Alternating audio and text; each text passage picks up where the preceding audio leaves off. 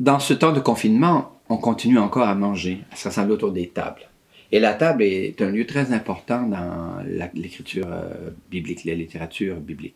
La table, c'est le lieu où on se rencontre. Hein. Dans ma famille, quand j'étais tout petit, il n'y avait pas de salon.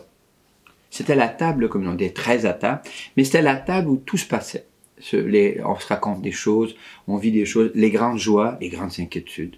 Je me rappelle encore cet hiver où mon père nous apprend que le cheval est mort.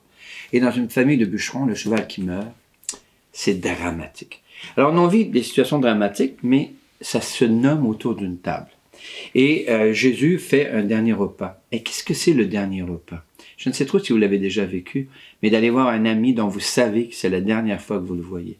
Le dernier repas, c'est cette espèce de... le dernier moment qu'on se donne pour se dire l'appréciation dans laquelle nous tenons. Dans la mesure où on le peut, se partager ce que nous sommes en vérité. Et c'est ce que Jésus va faire. Et ce jeudi saint, la dernière scène qu'on appelle, c'est un repas. Mais à table, à la table où ils sont 13 à table, les apôtres et Jésus. Et là, il se passe quelque chose d'extraordinaire. Dans les récits bibliques, on a deux versions.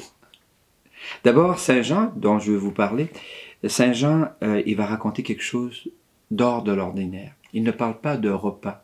Il parle d'être autour de la table. Et le texte, chapitre 13, commence en disant « Il les aima jusqu'au bout.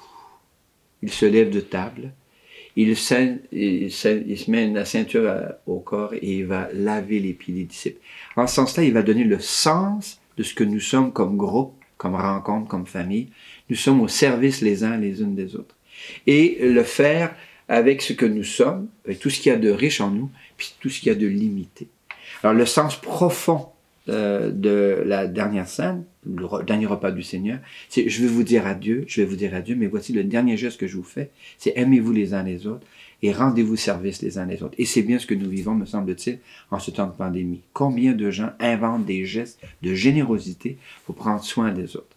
Alors, je vous souhaite dans cette dernière scène, dans ce Jeudi Saint 2020, au temps de pandémie, de découvrir le sens profond du repas du Seigneur.